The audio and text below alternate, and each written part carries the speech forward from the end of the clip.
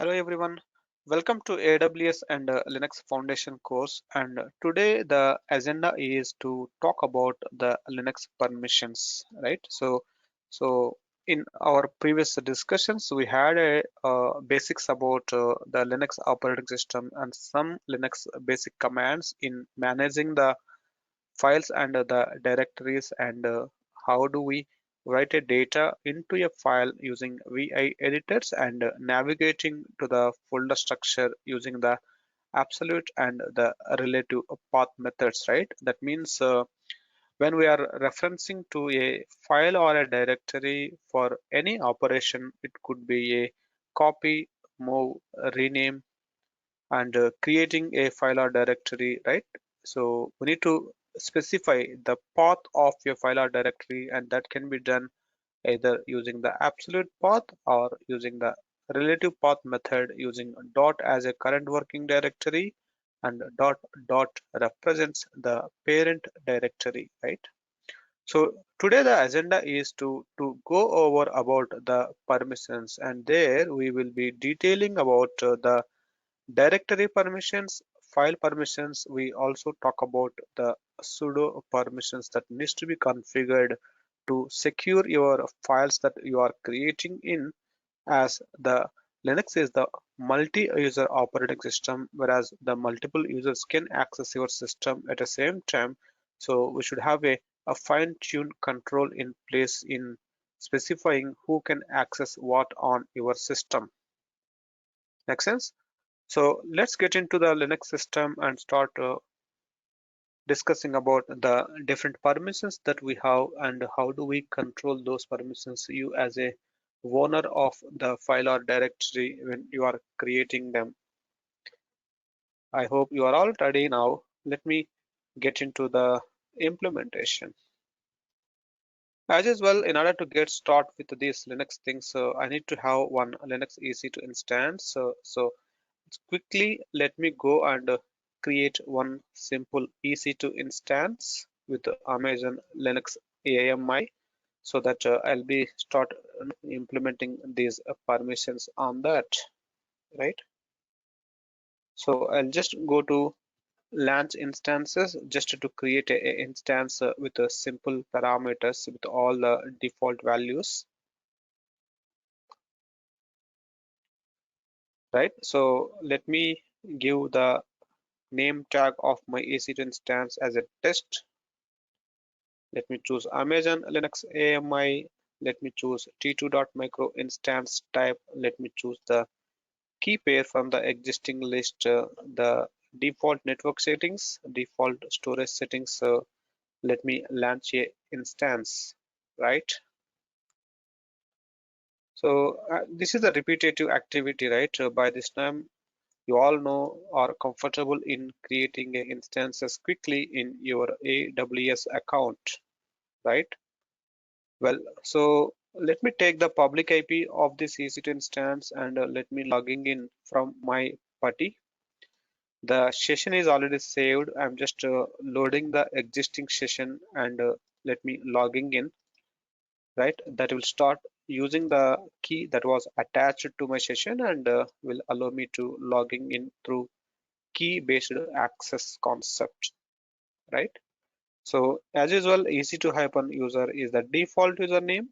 As we discussed, EC2-user is the ordinary user that you need to logging in, and then you can switch to the root by running the command called sudo su-base.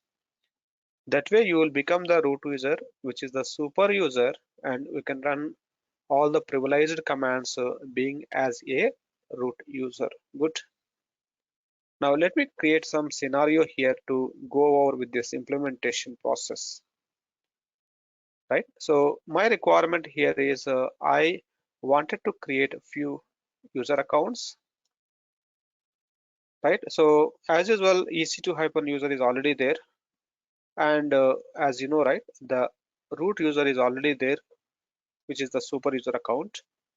Additional to this, I would like to create a few more custom user accounts. Let's say I'll create a user called PR, right? Let's say I'll create a user called Tarun, that I'm just picking these details from the current participated list, right? Let's say I just need one more username.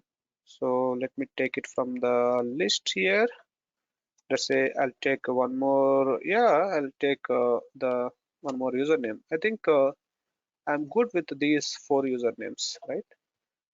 Ideally, I'm not caring about the root user because root user is the super user and who has a complete access on your Linux system.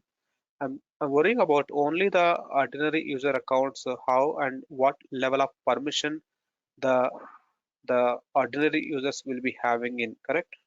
Well, so as of now, the EC2 Hyper user is already there. Let me go ahead and create the additional three user accounts on my system. Then I'll start giving the scenario-based discussion in understanding the permissions, guys, right? So I'll just go to the command line. User add is a command to create a user, and user add. Let's say I wanted to create a one more user. User add. There is one more user called Surya. I'm done with my user accounts, right? So now, in order to logging into these user accounts, right? As I said, the users can logging in directly from Putty, or one user can switch to another user as well to work as on the system using that specific user credentials, right? Good.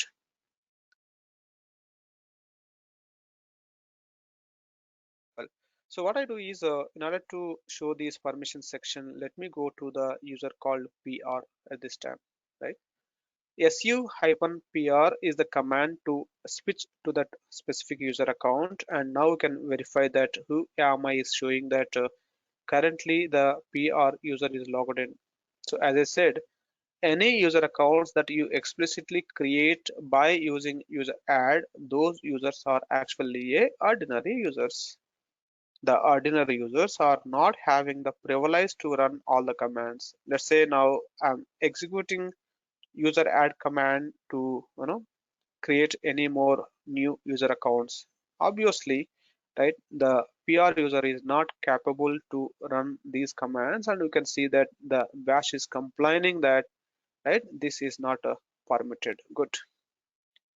I'm interested to understand this output, guys. The output says that the bash shell is complaining. Good. And the error is permission denied. Good. I'm too much worried about this specific syntax, what it is calling out, right?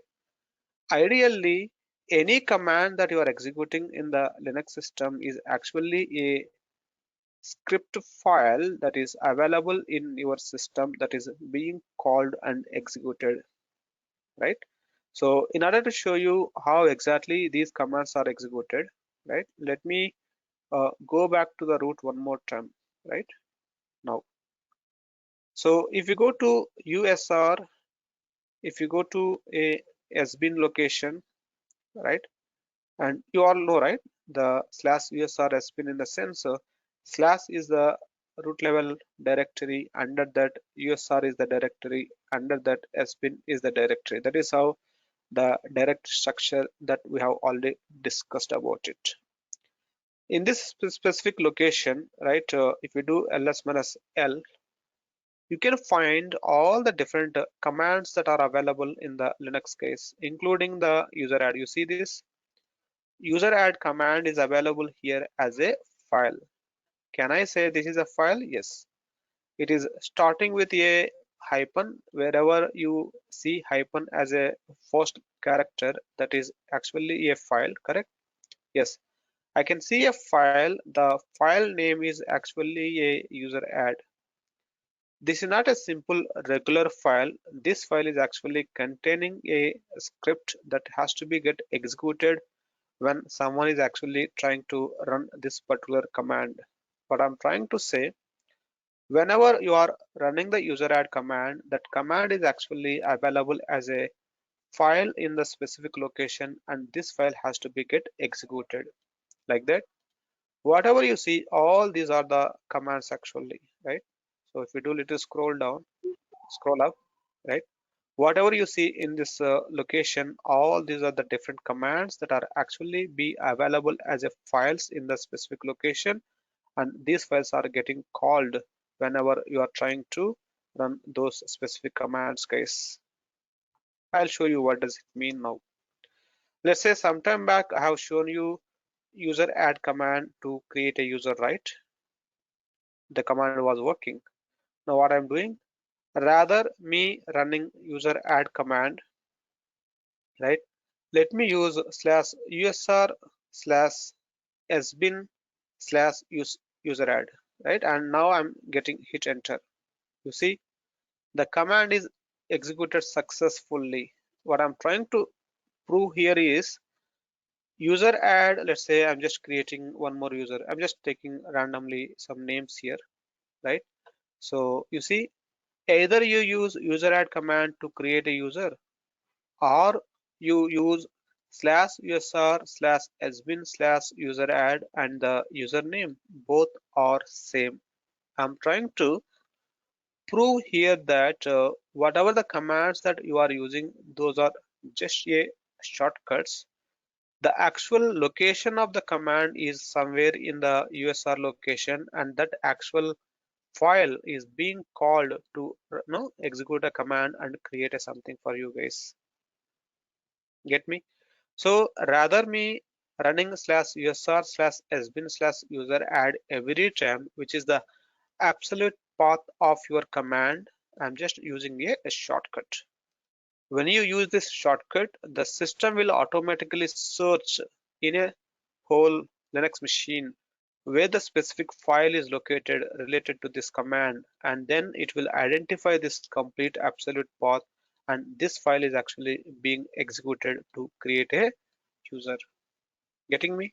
That means any command that you use, it could be a ls, touch, mkdir, all those commands are actually having the corresponding absolute path location where that file is located related to that command, guys, right? So can I say this is a file now? You see, go to slash usr and sbin location ls minus l, right? I'm just showing it one more time. User add is actually a file that is available in this location. So this is not a regular file. What does it mean by a regular file? Regular file is the file which you can use in your VI editor and can modify the content, right? Can read the content, can delete the content. If you are able to do all this, then that is a regular file. As we have seen how to use the VI editor to modify the content, right? That is the regular file. Of course, this is also a file that I can see here, but this is not a regular file. Whereas if you try to read the content of the file, whereas the file name is user add, you see the file content is not in the readable fashion. It's showing some kind of the different text that is not meaningful at all for me, right? So these are the special files that are available as part of the OS installation process, right? So these files are called as a binary files. From the terminology wise, these are the binary files. The binary files are the executable files which are containing some script inside which you cannot read, you cannot modify, and these binary files will be getting executed when you are actually running a specific command, right?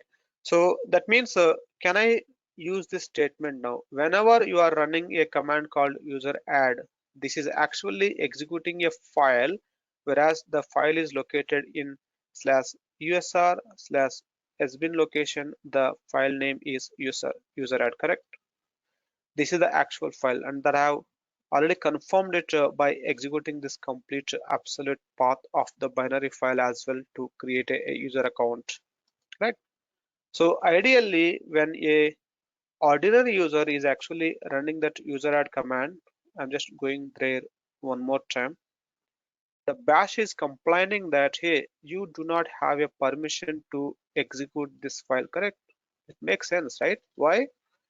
When a user is running a command, that is just a shortcut where exactly the absolute path of the binary file corresponding to your command that is available somewhere in the USR location, that file is actually being called to execute it, and the ordinary users are not having a permission to run the command that is located in this particular location, and it is what is the bash compliant. I'm just trying to explain the meaning of the error that we see here when a ordinary user is trying to run the command like a user add, and why it is complaining on this specific location, because this is the actual absolute path of the file where this command is actually located.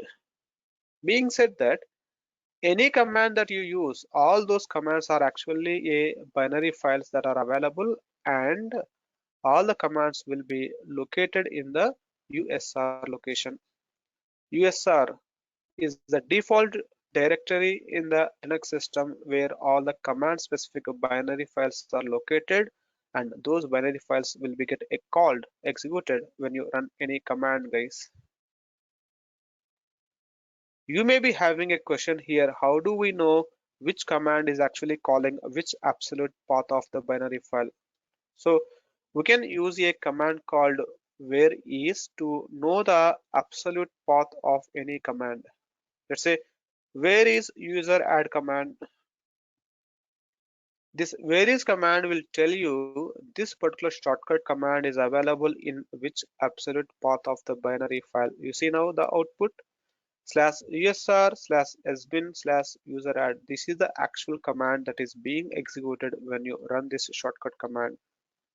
Let's say where is ls command. You see slash usr slash bin slash ls is the actual absolute path where the ls related binary file is there. You can always use ls command, or we can use slash usr slash bin slash ls. Both are same, guys, right? Either you specify the complete path of the command or you specify just a shortcut, like both are same, right? As I said, because it is typical for us to use this complete path every time we are just using the shortcut, the system will automatically go and search the location and that files are being executed. Make sense? So where is the touch command? You see now the touch command is actually available in the USR bin location. Good. Now all the commands will be available in the USR location only, but the secured, sensitive, the commands that can be run only by the super users, that type of commands will be available in the sbin location, guys, as a standard method. You see, under the USR sbin location, the user add command. Why? User add is the command that can be executed only by a super users. The ordinary users cannot run. Whereas if you see the ls command, touch command, these commands can be run by anyone, right?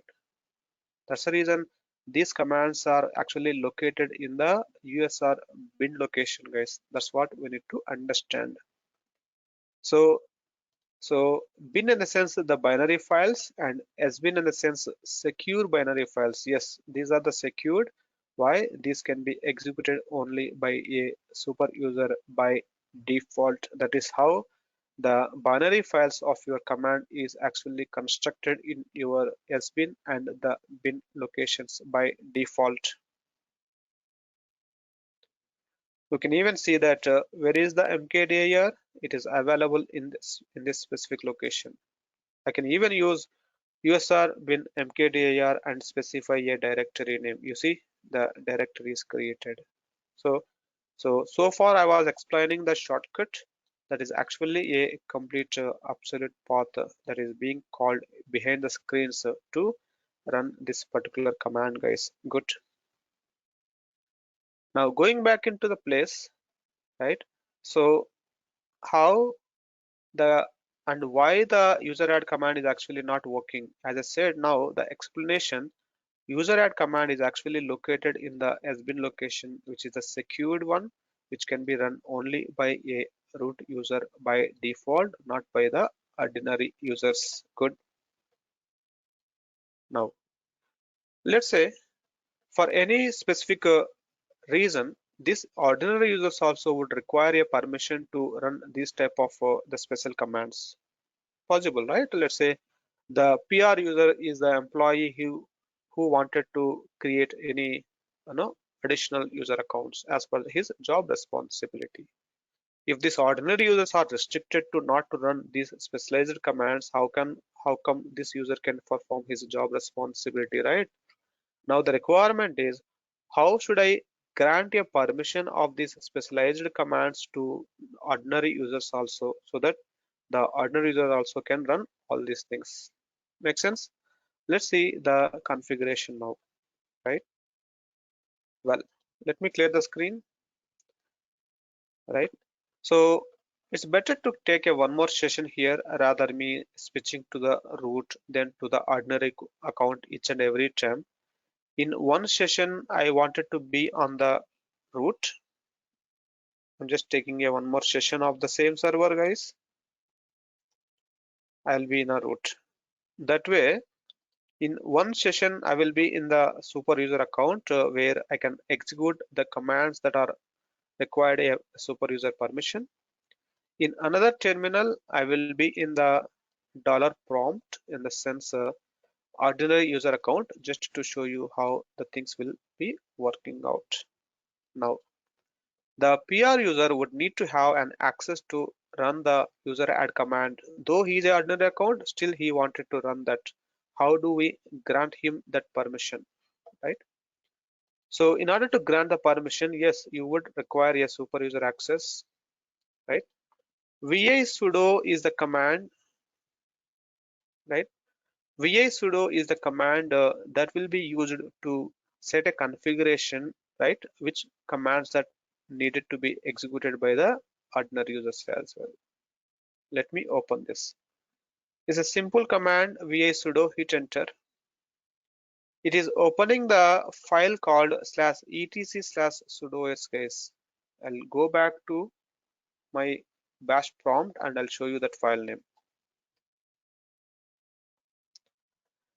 /etc/sudoers is the file. That file is containing the configuration information stating which user can run which commands as like a super user. That kind of the instructions will be there in this configuration file, which is called as a configuration data.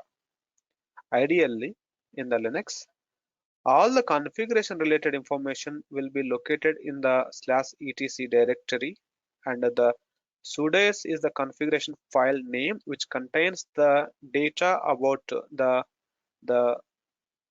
permission that you are granting to the privileged commands for a ordinary users also. Good. So this is a simple regular file, right? We can edit this file. So in order to edit the file, you need to use a command called vi sudo. It's a simple one-liner command, one-word command. This command will be opening this etc sudoers file in a vi editor for you to start modifying as per your requirement. And just hit enter. The etc sudoers file that is opened here is having a lot of text in it. The line that will be starting with a hash, that line is called as a comment line in the sense those lines will be simply ignored by the system. These lines are only for your purpose, the readability purpose, just to understand what is this file, how to, it's like a documentation part, right? If you do little scroll down by using my VI editor commands, I'm moving my cursor to the below, right? So whichever the line that is not started with a hash, that line is actually the setting that will be applicable, guys, right? So do not touch any other details, guys. Just simply go down, and this is where you can find a actual syntax. You see this? This is the syntax how you guys has to prepare for granting a permission to the ordinary users also. Do not remove any existing data. Now let's say my requirement is a PR ordinary user would need to run a specialized command. So specify the username and follow the same syntax as it is, right? And specify no password. This syntax is to not to ask for a password. So when a PR user is trying to execute a command, then at end we need to specify the command. Which command that I would like to grant a permission to this PR user? I wanted to give the permission for slash usr slash sbin slash user add. This is the command that I wanted to grant a permission. So we need to specify the command here, guys. That's it. When you are specifying the command, which command should be granted a access to this ordinary user, make sure that you are giving the complete absolute path of the command rather just giving a shortcut. If you give a simple shortcut, it will not work. That is the reason we need to understand the absolute binary path of the command by running the various command that I have shown you some time back, right? Anyway, though the user is using the shortcut, at end of the day, the actual binary file is being called and executed, right? That's the reason we need to specify the absolute path of the command which you would like to. Well, once you specify the information, then save the file and proceed further in making the things. Let me save this. Now let me ask my PR user to execute the command. What I do? I will be switching to the different terminal here. Hey PR user, now you should be capable in running the user add command. Can you execute it, right? When the PR user logged into the server, I can verify that. User add, and let's say I wanted to create a one more user here. You see, still the bash is complaining that, hey, you currently logged in as a PR user who is the ordinary user. Do, do not have a permission to run this command. And you see, this is the command that it is trying to execute and there is no permission. Of course, the ordinary user does not have a permission to run this command directly, but this command is added as a privileged permission using the vi sudo concept, right? So before you running the command, you need to specify the sudo as a prefix. Whenever you give sudo as the prefix to the actual command, then the bash will understand that, okay, this command should not be executed with the PR user permission. This command should be executed with a sudo permission. Then the bash will go to this file. The bash will go to this file. It will verify whether the setting is there or not, granting this command permission to this user. If that sudo permission is already granted there, then the bash will accept it and will be proceeding in executing this command as a root user. That is how the sudo permission works, guys. Let me try to hit enter here. That is fine. This user is already exist. That is what it is complaining. Let me create a one more user here. Let's say I just take any user account. You see, I'm not getting any error here, right? My command is successfully executed. The user is created, correct? That means you currently logged in as a ordinary user, but still you are able to run the user add command to create any more user accounts with the help of the sudo permission. You are not logged in as a root user, but still you are able to run this command, right? That is possible using this sudo permission. The root user should grant you this sudo permission by adding this setting in the sudo configuration file, which is /etc/sudo is configuration. Good. You may be having a question that how do we know that these users are actually created? How do we see the list of users that are currently created in this Linux system? So ideally, all the users that are created will be stored in a file called /etc/passwd, right? Passwd is the file name that is available in the etc location. This file is storing the details of all the users that are created. I'm just reading the content of this file, guys, using a cat command. This is the content. Each user entries are in one line. You can see that the first line is talking about a root user. Like that, you can see each line is having the details of a specific user account. I'm worried about the last lines of my file, where you can see that SK user is created, SM user is created, AR user is created, right? You can see even these Surya, Tarun, PR, all these ordinary users are actually created. The corresponding entry is available in the etc password file automatically. There's a specific meaning is there available for the each and every line that you see here, guys. If I take one specific line, for example, right, this line states that the username colon, okay, the last wherever you see /bin/bash, that is the bash prompt. That means you guys know that the Linux is supporting for multiple shells, right? Which shell has to be granted for you when you logged into this Linux machine. That shell information is available in the etc password file in this section. Let's say for these users, it is giving the /bin/bash. What is this? This is the absolute path where the bash shell related script is available, and the bash shell prompt will be appearing for you when you log into the server. That's how the system know that which shell has to be given to you when you logged into the system. That's how the syntax is available here, guys, the settings. And you can see here /home/whatever, right? The Surya. This is called as a home directory of the user.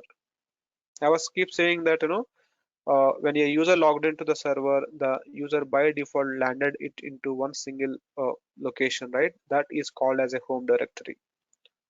How it know that a user will be landed it into which folder out of all the available? It will. It is picking the home directory information from this etc password file. Whatever is showing here as a home directory, that is the default landed place for you. By default, all the users home directories will be created in the /home folder only, and the folder name will be same as your username. That is the default nature how the home directories will be created for every newly created user account in the Linux system, right? And whatever you see here like 1003, these are called as a UID, user ID. Any user that is creating will be assigned with one unique number. That number is called as a user ID number, and that ID is shown here, guys. That is the when you create a new user account, right?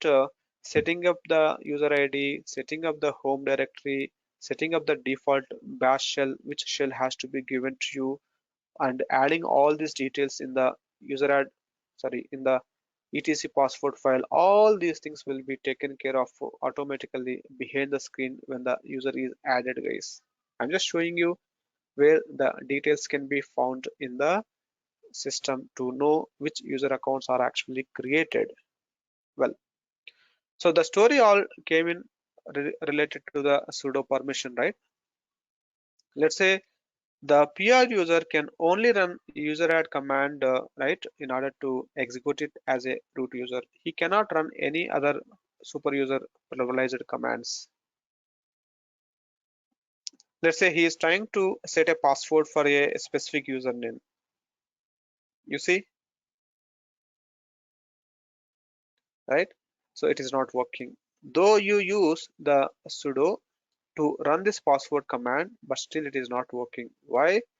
This password command is a privileged command that should be run only by the root, and this command is not allowed to run by the PR user as per your sudo settings, and it will not work. If you are expecting this permission should be granted to this user, again you be as a root and use vi sudo command, and you just give a permission for other command as well. You just need to add a password command as well here, guys. So before me adding there, I just wanted to know where is the password command. You see, this is the password command. Just give the command here like that. It is possible to give the multiple commands by using comma as a separator to grant a permission to run by the ordinary user. There's a problem now.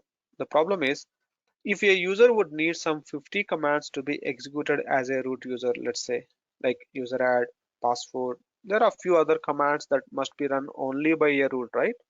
Let's say there are very huge number of commands that this user is required.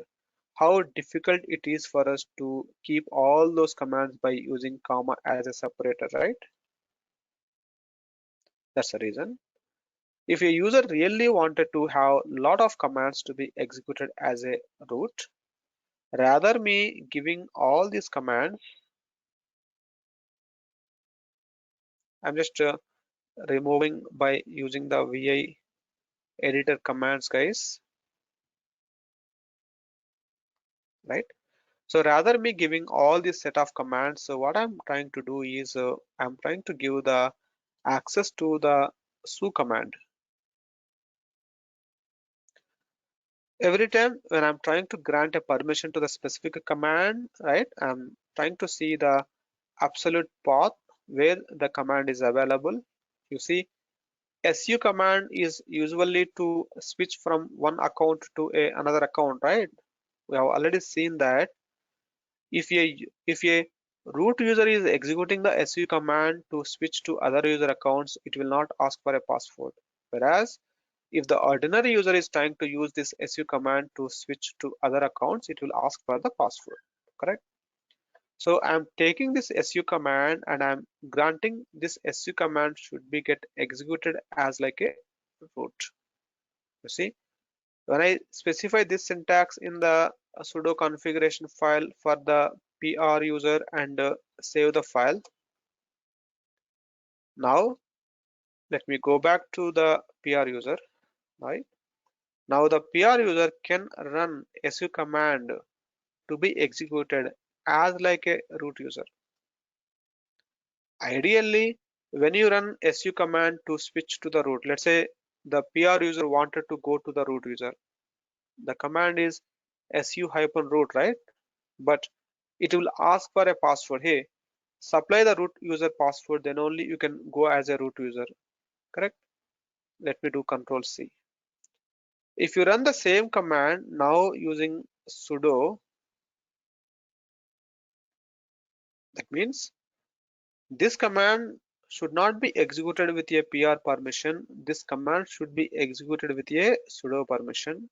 It means that this command now will be being called as a root user. When the root user is running the su command, will it ask for a password usually? No, right? That's how the ordinary user can run sudo su hyphen command to become the root without you supplying the root password, guys. You see now, it is not asking me any password of the root account, but still I became a root user. You can exit. When you are running the sudo su command, right, mentioning the root username is always optional. Whether you give root, whether you don't give root, not a problem. If you simply run sudo su hyphen, by default it assumes that it has to switch to the root and you will become the root user now. That's it. Now, now you'll understand why the EC2 hyphen user is able to run sudo su hyphen. Why? By default, when a EC2 server is launched, the AWS is already set up in such a way that the EC2 hyphen user can run the sudo su command to become the root without being asked for a passwords. That's how you become the root. Then you do your own set of configurations here. Then whichever the ordinary user you wanted to grant a permission to switch to the root, you add that sudo su permission in that particular configuration file Now we can see that the PR user is able to run sudo su hyphen to become the root without prompting for a password, without you supplying the password. Once you become the root, it's up to you what commands that you wanted to run and can continue working on as you are currently logged in as a super user. The goal here is without me sharing or providing a root password, I should become the root user. That's what is the sudo su command is helping here, right? So that is what about the vi sudo configuration, guys, which is helping to run a specialized commands, right, from the ordinary user, rather you actually becoming the root user. So sometimes in the real time, right, a ordinary user will be keep on requesting that, hey, I wanted to run this particular command due to my job, right? I don't want to give them the complete access. I can give the specific command access to run as a sudo by adding that it into the configuration file. For a few people who are really needed a lot of commands, then I can give the sudo access as well to become the root by running the sudo su hyphen commands as well. It's up to the case-to-case basis, and how we can and what commands that we need to grant a permission to a ordinary users. Good, that's one thing. Now let's say the PR user currently logged into the server and his present working directory is /home/PR, which is also called as a home directory of this user. Good. Let's say he started creating some files, right?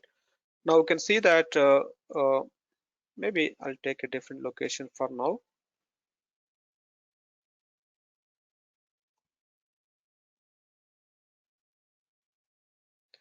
Don't worry, I'm just preparing a scenario, guys.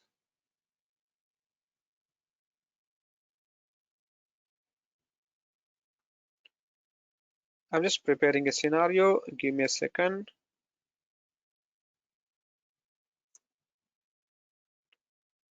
Then you'll understand what I'm doing.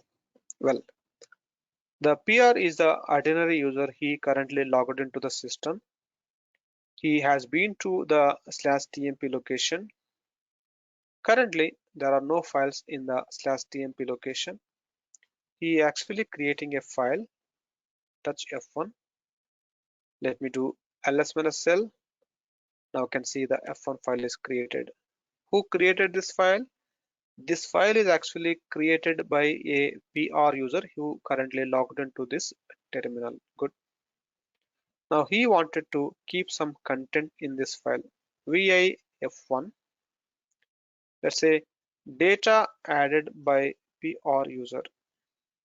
I'm putting some content in a file using my VA editor. Save and quit from the VA editor. Now let me verify the content. It's all good. The problem that we see now, right? Let's say there will be another user who logged into the same server and he would like to access this file. What I do is in the I'll take one more terminal, guys. Here I'm acting as like a multiple users, but ideally think of like each user is actually working from his laptop and connecting to the same server. Okay. So in another terminal, let me logging into the user called AR.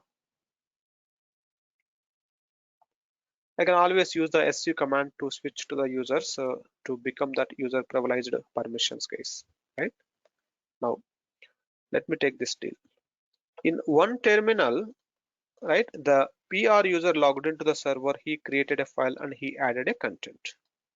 In in another terminal, right, AR user actually logged into the server and he also can go to the TMP location. He can see the list of files. The AR user can see the file that was actually created by the PR user. The AR user can see the content of the file that was added by the PR user. The AR user can even delete a file that was actually created by the PR user. This is where there is no security.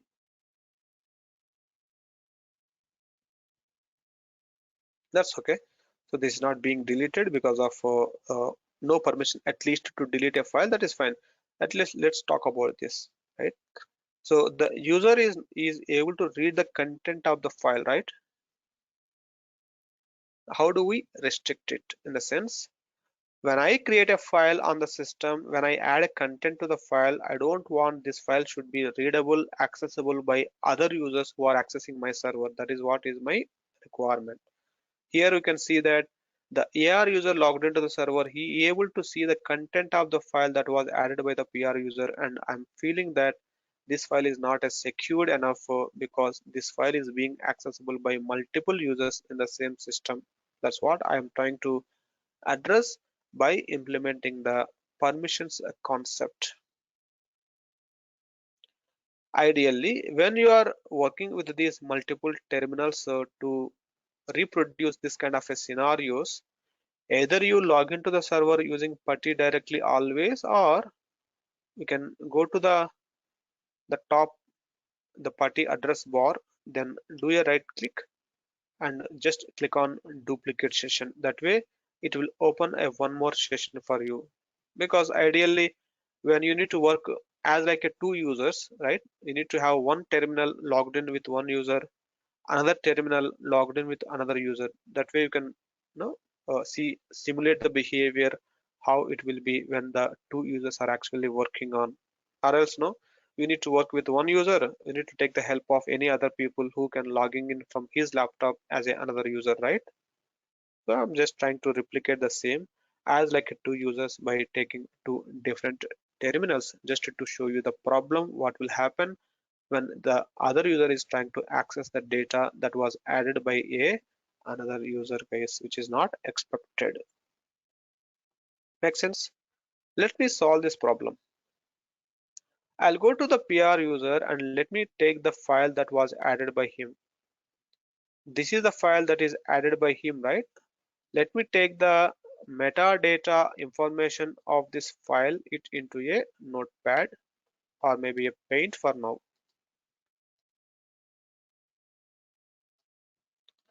So let's put some focus on this file in understanding. I'm just putting some space here just to easily understand what does it mean by this information,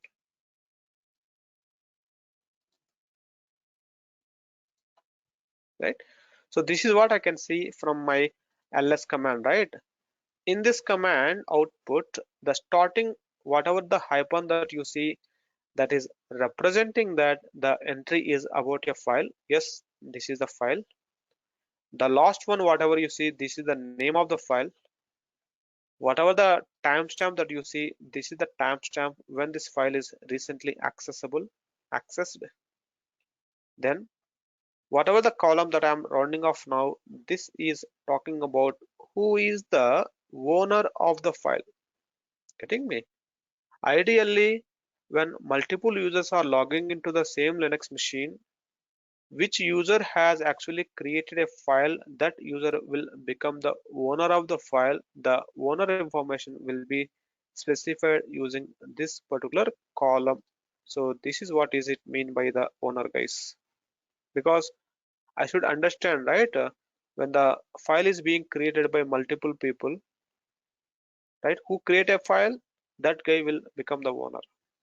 Can I say that the owner of the file has complete privileges about that file to decide that file can be accessible by whom, correct? Right? Ideally, the owner will decide who can access my data, who can access my file, who can delete my file, right? So here, the owner information is found here. Only the owner can decide this file can be accessible by whom. And whatever you see, the rw hyphen, rw hyphen, or hyphen hyphen, these are called as a base permissions. These permissions will decide who can have access to this particular file on the Linux system. The Base permissions that you see here are actually divided it into three sections. The first set of three fields are actually applicable to the owner. That means whatever you see in the first three sections, those permissions will be applicable to the owner of the file, right?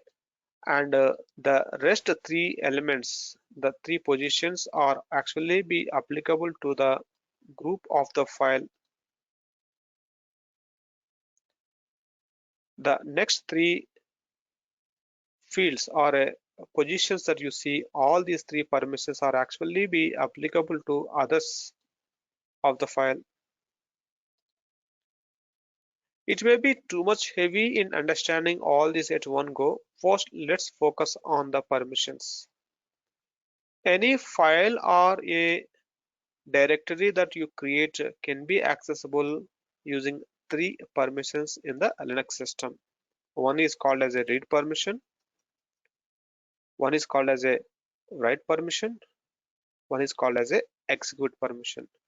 These are the only three permissions that are available in the Linux system. The read permission is identified using a notation called R. Write permission is identified using a notation called W. Execute permission is identified using the notation called X. Believe me, whatever the permissions that you are talking here, these are not new something we are dealing in the Linux system, guys. The same permissions are available in the Windows as well. That's the reason I used to say, if you are very much aware about the Windows, the learning the concepts related to the Linux is easy only. You might be not using all these things in the Windows systems. That's where you are thinking that these are the new things. But even in the Windows, ideally you go to any file and see the properties of the file. That is where you can see the details here. You see read permission, right? And you can even go to the advanced to set some permissions of the file. But ideally, we are not worrying about these permissions, right, in the Windows, because most likely your system is being accessible by you only. When it comes to the multi-user operating system, multiple people are accessing the same system at the same time. That is where the problem will come, and we need to decide the permissions, right? That's what we are now in the current state. My Linux system is being accessible by multiple users, and that is where we are worrying about the permissions, who can have access to what, and that's what we are talking about these things. Well, first let's focus on the file permissions, guys. So what does it mean by the read permission to a file? That means a user can run a cat command to see the content of the file. That is, what does it mean by a read permission to a file? What does it mean by a write permission to the file? The user can use the VI editor to modify the content, delete the content, add the content to the file. That is, what does it mean by the write permission? We will talk about the execution permission at end once we get the clarity about the read and the write. Being said that, as there are three permissions are applicable for any file, right? The first three elements that you see are W hyphen. R means read permission, W means write permission, hyphen means there is no execution permission, guys. That's what it is represented as a hyphen. I am saying that, right? The starting three positions are applicable for the owner. Who is the owner in this case, guys? This file is actually created by a PR user. The PR user will become the owner of the file. So if I ask you what permissions will be applicable to the PR user on this file, the answer is the first three positions, which are read, write, and there is no execution permission. So can I say that the PR user can read a file, can write a file, but cannot execute a file? That's how we need to understand. Let me verify that. I will go back to the PR user. You see, PR user currently logged into the system. The PR user is the owner of the file that I can verify from here. You see, this particular column is describing that the PR is the owner of the file, and I confirm that PR is currently logged in. What permissions will be applicable? The PR user can read and write and cannot execute. Let's say cat command is about the reading, right? You see, the PR user is able to read the file. Go to the VI editor and start writing a line of data. Second line of data added by PR user, and save it and verify that. You see, the PR user is getting the right permission as well because he is able to do all these things. That's how we need to confirm that which permissions will be applicable to that specific user, guys. Good. That means the owner of the file will decide this file can be accessible by whom. Now coming to the scenario, let's say the owner is decided that he would like to give the permission for others. I mean to say the owner should have read write execution permission. Let's say, right, the third user should have read write no X permission. Let's say the Surya user should have read write and let's say no X permission, right? Let's say EC2 hyphen user is also a one of the username, right? Let's say this user should have only a read permission, no write, no execution. Let's say this is how the owner decided that my file should be accessible. For me as a owner, I need a complete permission, read write X permission. For the Tarun and Surya users, I wanted to give only read and write, but for EC2 hyphen user, I wanted to give read. That is how a owner can decide who can have an access, guys. Make sense? The owner can change the permissions as per this particular expectations that they have. In order to change the permissions, the file permissions can be changeable using two different methods. The method number one is numeric method. A numeric method in the sense the read permission is identified using the number 4.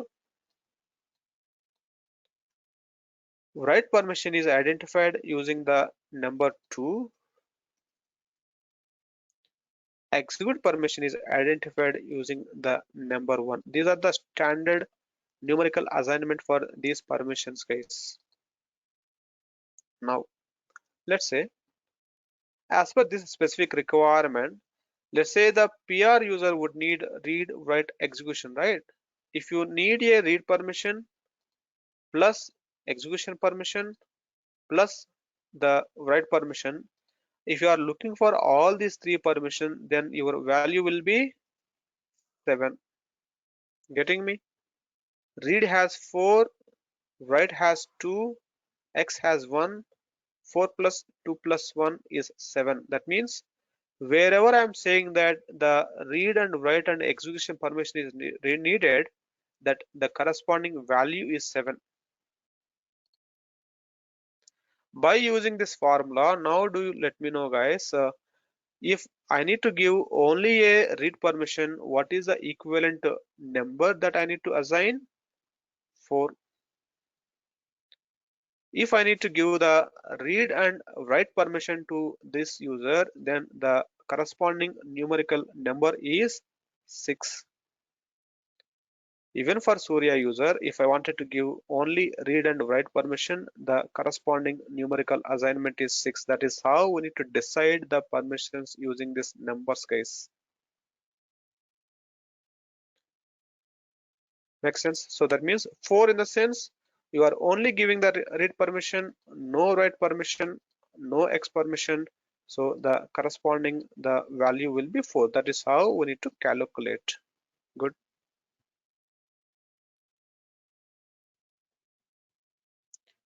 Now, by using this numerical calculation, let's start understanding how to give the or change the permission of the file by giving to all these users.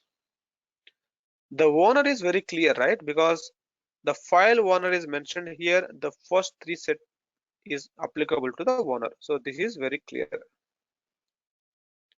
Now, whenever a owner wanted to give the same set of permissions for multiple people, I can add these users it into a group.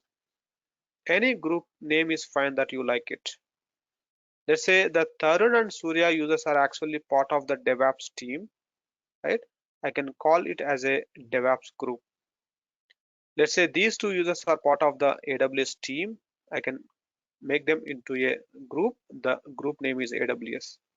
Let's say these two users are part of a maybe a database team. I can mark them as a database, like that. Possible, right? When it comes to the real-time working environment, the users will be part of a same team supporting for certain things, right? So the users part of which team or which application or which they are working on, obviously all of them would need a same set of permission. So we are just making them it into a group. The group name could be anything that you like it, but just take some meaningful name, guys. So let's say as of now, I'm just making it into the simple. I'm just putting them it into a group called CLF. Any group is fine. This is just our comfortability, which name that you would like to take on. Why I'm keeping these two users into the group? Because I'm expecting these two users are looking for the same permission. Whoever need a same permission, let them put into a group. What does it mean by the group now? A Linux group is just a add of the multiple user accounts, or group of multiple Linux users are called as a Linux group. That's it. Now, whenever the file is created, by default, the file is assigned with a owner. Ideally, who created a file, that guy will become the owner. Good. And a file will also be associated with a group, guys. The other column that you see here, this is actually called as a group. So at the moment, the F1 file is in the group. The group name is a peer. We should not get confused here. PR is the owner name. The PR is also a group name. By default, when you create any user account, it creates the user. Also, it creates one more group. The group name will be the same as the username. That is how the Linux is working. That's how it is confusing you guys that why there is a PR and PR. The name is looks same, but assume that one PR what you see is the actually a user who is the owner of the file. The other PR what you see here, this is actually a group name that the file is belongs to. But usually the username and the group name will be the same by default, but that we can change it later, right? Let's say at least to meet my specific requirement, what I do, right? I, as a file owner, I wanted to give the same permission to these users. These users are now part of the group. So this particular file group, I can change it. It came with some default, but I can change it. You see, I'm changing this file group as CLF. Is mean that this particular F1 file is in the CLF group. The CLF group is having the members called Tarun and Surya. Is mean that if these users logged into the server and try to access this F1 file, as the users are part of the group and the same group is part of by the file also, then the group permissions will be applicable. The second three positions, whatever you see, these are the permissions that will be applicable to the group members, right? In this case, just to repeat, right, the the group permissions whatever I'm representing here are actually applicable to the members of the CLF group. Now tell me guys, with this current settings, right? If a third user logged into the server, he tried to access the F1 file, what permissions will be applicable? Always it checks like this. Is he owner of the file? Answer is no. The owner is someone different. The second one, the file is in which group? The user is in which group? It will try to compare that. If the file group and the owner group both are same, then the group permissions will be applicable. This time, whether the Tarun or Surya logged into the server, yes, the group permissions will be applicable. Now let's say if easy to happen user is logged into the server, he would like to access the same F1 file. What permissions will be applicable? Is he owner of the file? No. Is he part of the same group where my file is belongs to? No.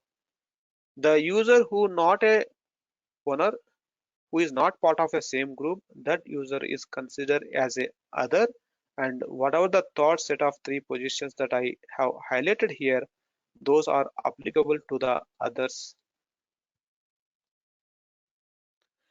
That is how the Linux will be validating which permission should be granted for you, right? When a user is trying to access the file, guys.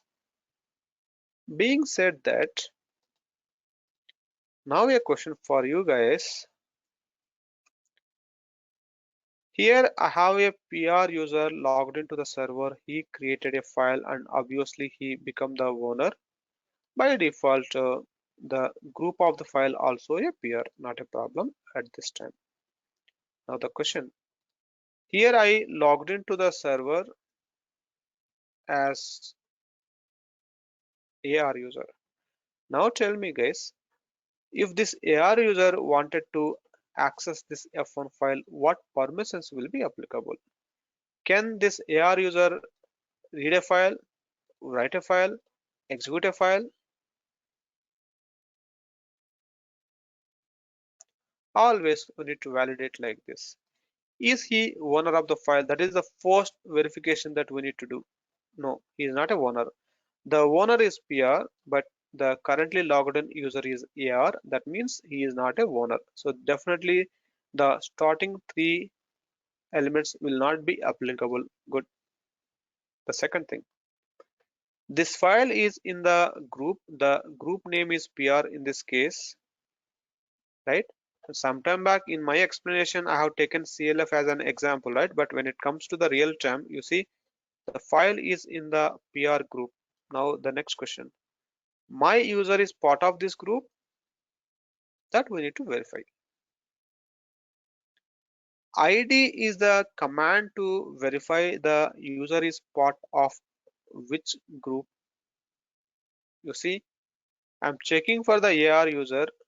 ID command saying that the AR user is currently part of the AR group only. That's a default in nature in the Linux. So can I say this statement? As the file is in the PR group, whereas the currently logged in user is not part of the same group, definitely the group permissions are not applicable. Hope this is a makes sense statement. Now what permissions will be applicable to him? He is not a owner, he is not part of the same group, and he become the other. The others are having only a read permission. So this user can only read a file and he is able to. If this AR user is trying to write some data to the file, you see the VI, you are getting this warning saying that this is just a read-only file, you cannot modify the content. That's how we need to understand which permissions will be applicable to the currently logged in user on the file that he is trying to operate on by validating is he the owner, is he the group, or he become the others. That's how it is, guys. Good. Let me come back here, right? Now, let's say the owner of the file wanted to decide who can have access to my file and how it will be, right? Now, let's see how to change the permissions here. right? So the couple of commands that we need to be familiar here to change the permissions. One, you should know how to create a group, correct? When you wanted to implement this type of a setup, first, right, you already know how to create a user accounts. You should know how to create a group. What next, guys? Add users to the group, correct? Then whichever the users you are expecting to have a same set of permissions, all those users should be part of a group. So you should know how to add users to the group. What next? Change the file group, correct?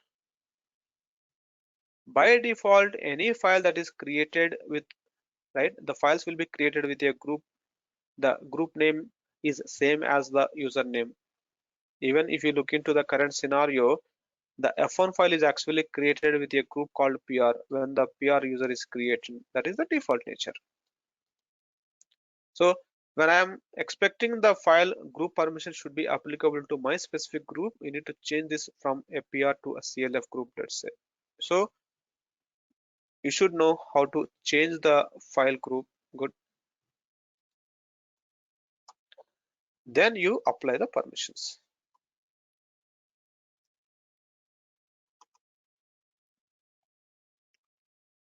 Good.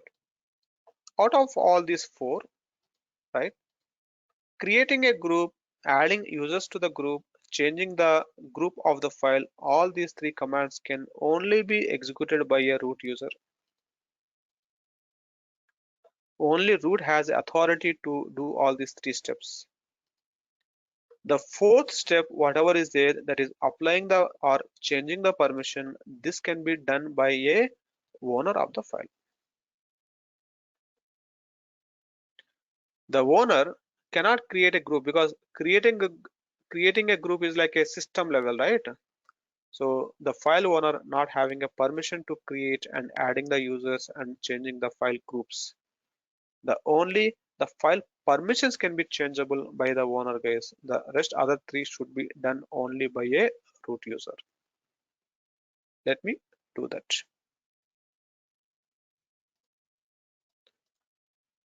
I will be logging in as a root user here. I'm just confirming it one more time whether these users are already created or not. I can see Tarun, Surya, AR users. Group add is a command to create a group. Let's say my group name is CLF. Done. Then user add is the command to add a, sorry, user mod means modify the user properties. The user is already created. Now I'm just doing the changes to the existing user, right? User mod is the command to add a user to the group. Hyphen a means add. Hyphen g means the group. I wanted to add to the CLF group and specify the username, which user you would like to add to that group. Hit enter. ID is the command to confirm that the user is part of which groups. Now we can see that the current user is part of two groups. Obviously, by default, as you know, right? Any user will be by default belonging to the group name as like a username. That is the default nature. Additionally, now I'm adding this user to a group called CLF. Like that, let me add user mod. I wanted to add a group called CLF for a user called Surya. Let me verify that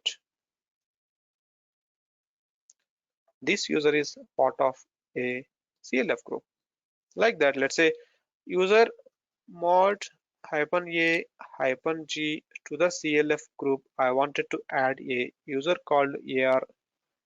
Let me verify that.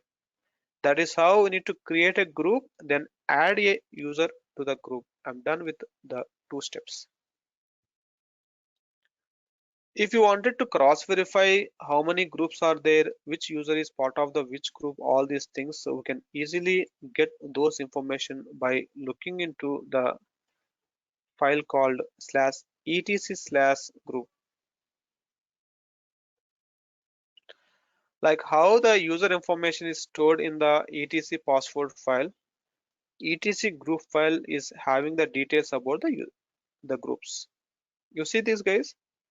CLF is the group name. This group is currently having the members called Tarun, Surya, AR. That's how this is the confirmation for you that which users are currently part of which group. Good. What next? I'm done with creating a group, adding the users to the group. Now my file group has to be changing. Currently the, sorry, root user, right? Currently the file is created in the TMP location, right? chgrp is the command to change the group. I wanted to change to CLF group to the file called F1. Hit enter. Now you see that the F1 file is now in the CLF group, guys. That's how we need to do the change. With this, I'm done with the three steps. The fourth step can be run as a owner. The owner can decide what could be the permissions of owner others group. Now tell me, what is the permission that I'm looking for, guys? The owner should have the permission called 7. The group people should have the permission called 6. Others should have the permission called 4, correct? 764 is the permission that I'm looking for a file called F1. The command will be chmod, give the permissions, then give the file name. This is the command, guys. Chmod is the command to change the permission, and you specify your numerical values here. The first numerical value for owner, second numerical value for group, the third numerical value will be others, and specify the file name. That is how you need to construct a chmod command with these numerical values. You see here the PR user logged into the server. He is the owner of the file. Is the owner of the file. Of course, the file group was PR sometime back, that is now changed by a root. Good. The owner can decide the permissions, right? He can run chmod 764 file name. Now you verify the change, right? The owner has read write execution permission. The group has RW and others are having only a read permission. Now let me go back to another user. Here AR user logged into the server. Sometime back the AR user was not able to edit this file, correct? I have shown you that. VA was complaining that this is a read only. Why? Sometime back this AR user is actually a others. Now tell me, ID AR. You see, sometime back the AR user is not part of the CLF group, right? Now this user is part of the CLF group. Your file also part of the CLF group. Now tell me which permissions will be applicable to this AR user. Is he owner of the file? No. Is he part of the same group? Yes. The file is in CLF. The owner, the user also part of CLF. The group permissions will be applicable. The group has read and write also. Let me try that.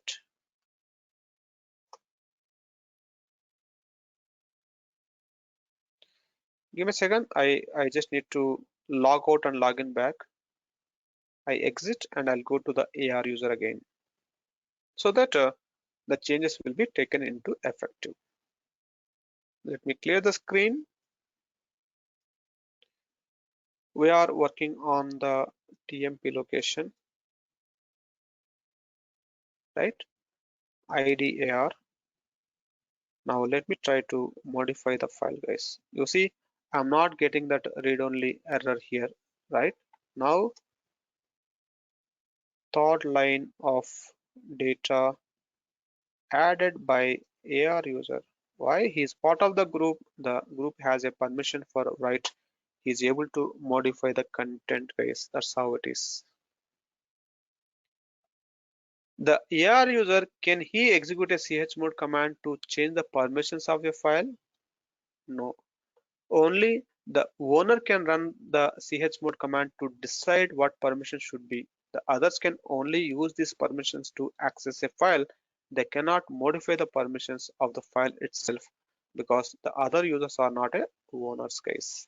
That's how the permissions will be applicable. As usual, the other section, whatever you see, those will be applicable to other users who are not a owners, who are not part of the same group.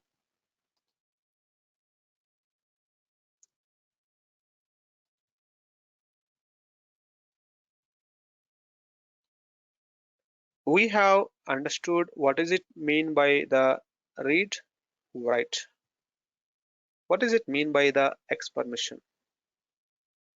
Ideally, right, when you have multiple commands to be executed all at one go, all those commands can be put it into one single file and the file can be executed.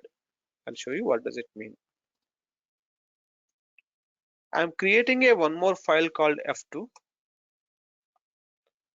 I'm not keeping a regular content inside a F2, guys.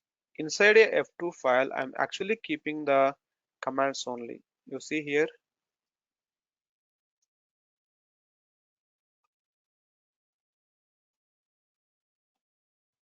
that means what? Let me clear the screen. Cat F1, cat Fu. Do you think the F1 and F2 both are same in terms of the content? No, right? F1 is the regular file which has some text in it where the people can read it. Whereas F2 is a file which has a content. That content is not just a text. It has a series of commands that can be executed by the Linux system. So there's a lot of difference between F1 and F2 here. So when you are keeping the series of commands in a file, right, then that is not a regular file. That file is called as a script file. And when you execute a F2 file, automatically inside the F2, whatever the commands were there, each command in one liner, all those commands will be executed at one go. That is what does it mean by the execute permission, guys.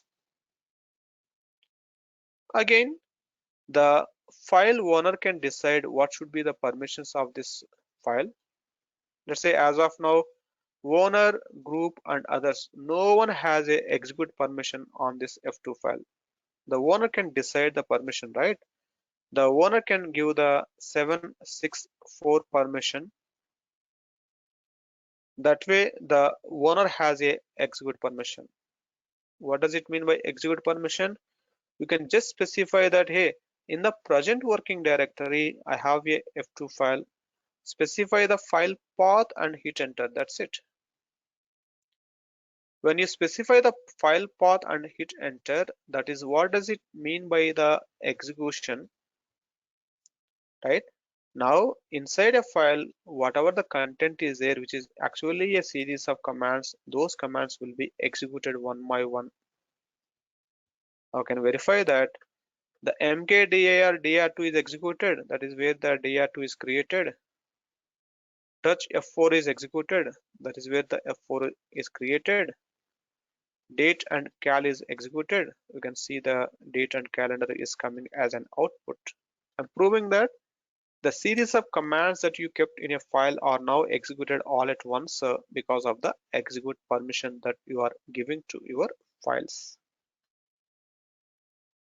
Now, is there any meaning in giving the X permission for a regular files? let's say f1 is a file, right? If I give the x permission for the f1 file, do you think is there any sense?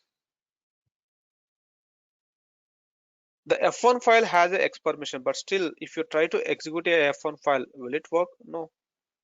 You see, it is trying to execute the content inside the f1 file, but that is not an actual command, that is just a text file, and it is throwing the error. So X permission is meaningful only to the script files that has some series of commands inside that can be get executed, not for all those regular files.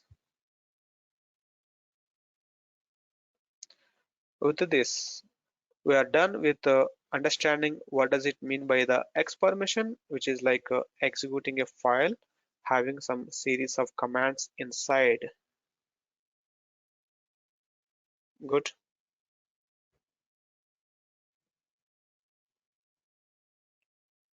Well, Tim, I think from the scope perspective, at least today we are good for this. We have understood the sudo permissions. How should we be granting the permission to run a specialized command to the ordinary users? And we have understood the file permissions. Maybe precisely from the agenda perspective, let me remove the directory permissions. Let me focus on only the file permissions. That's what we have discussed today. The directory permissions, and we will be seeing those in the next lecture, right? So now the owner can decide what permission should be given to whom, and he can give whatever the permission. Let's say 777. That's it. Now you see the f2 file can be read, write, execute by a owner, the group, and others also. So the owner can decide what kind of permission should be given to that specific file based on the requirement.